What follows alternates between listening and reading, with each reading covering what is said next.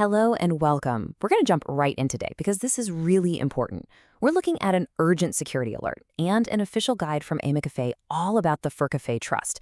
Now, if you're a coffee producer or part of a coffee producing family, you absolutely need to hear this. It's all about protecting your savings and, just as importantly, your personal data. Okay, let's dive right in.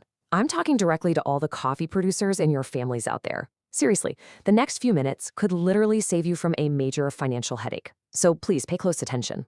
First things first, we've got to talk about a very real, very dangerous fraud scheme that's targeting coffee producers as we speak. So here's the bottom line. Criminals are getting their hands on producer information, and they're using it to try and steal from you. This is not a maybe, it's not a drill, it's happening right now, which is why it's so crucial that you know exactly how to spot it. So you might be asking, how are they doing it? Well, their tactics are actually pretty specific. They'll call you up or send a message promising to return funds or balances they claim you have in FIRCAFÉ.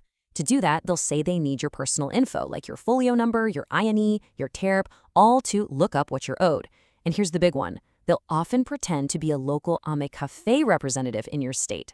Let me be absolutely crystal clear on this. FIRCAFÉ does not have state representatives, and there are no active balance returns going on.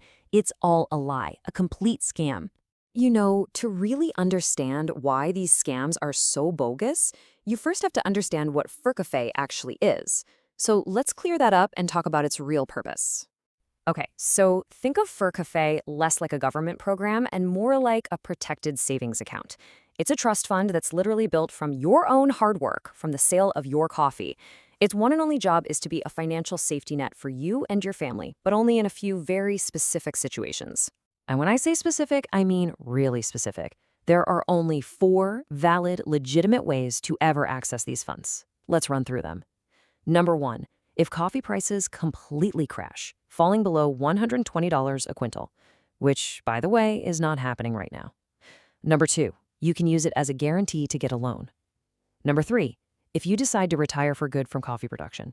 And number 4, and this is what we're going to focus on, in the tragic event that a producer passes away, the funds go to their family, to their successor. That's it. Any other promise you hear? It's a scam. Period. Okay, so now that we've cleared that up, let's shift gears and talk about the official process. We're going to walk you through, step by step, exactly what a family needs to do and what documents you need to claim these funds after a producer has passed away. All right, first step, you've got to gather the official documents belonging to the producer who has passed. Let's go through that checklist right now. So there are 3 key documents you're going to need. First, the original death certificate. Not a copy, the original. Second, a copy of their official ID, their INE. And third, their CURP. Getting these 3 things together is your absolute first move. Okay, once you have the producer's documents all set, the next step is to get the paperwork ready for the person who's actually claiming the benefit, the family member or successor. All right, for the successor, the list is a little longer, but it's all pretty straightforward stuff. You'll need your own valid ID, your CURP, a proof of address, and either a birth or marriage certificate to show your relationship. Of course, they'll need your contact info, phone and email. But listen up, this last one is super important. You need the cover page, just the front, of a bank account statement. And that bank account has to be in your name, the successor's name, no one else's. And here's a really specific requirement that a lot of people miss, so pay close attention. You actually need to submit a photograph of yourself holding the front page of that bank statement. Yeah, it sounds a little strange, but it's a security step to prove you're the real account holder. It's a small detail, but it's a big deal. Don't skip it. Okay, so we've got the personal documents covered. Now let's get into the next crucial part of the process: how you legally prove that you are the rightful successor to these funds. Believe it or not, the entire legal process really comes down to one single number: 30,000 pesos.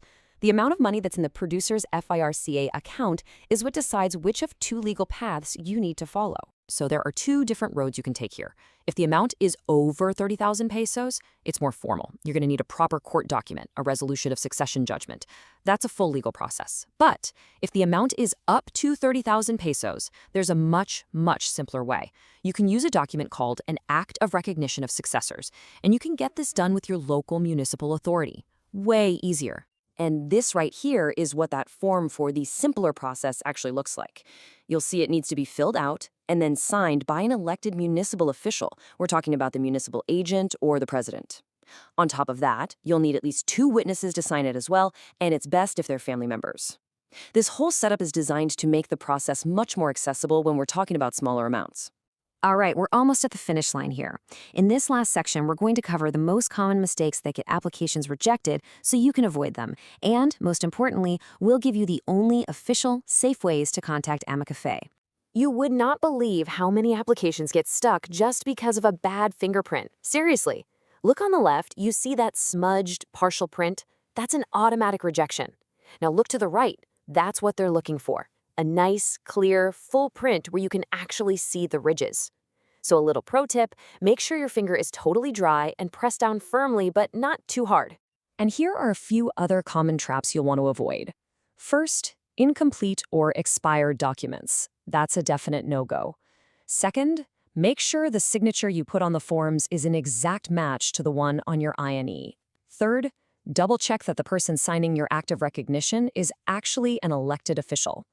And last but not least, any kind of fight or disagreement between family members over who should get the money, well, that will bring the whole process to a screeching halt until it's sorted out. So if there is one thing, just one thing you take away from all of this, let it be this. For your own safety, you have to only use the official FIRCAFÉ channels. I mean it.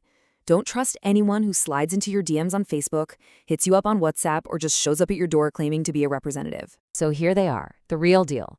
I'd grab a pen or pull out your phone right now. The official phone number is 55-5684-569, and the official website is www.amicafé.org.mx. That's it. This is the only way you can be 100% sure you're talking to the real FIRCAFÉ and keeping yourself safe from scams. So, with all this info, the real question is, have you made sure your family knows these steps? It's all about protecting your legacy. Thanks for tuning in.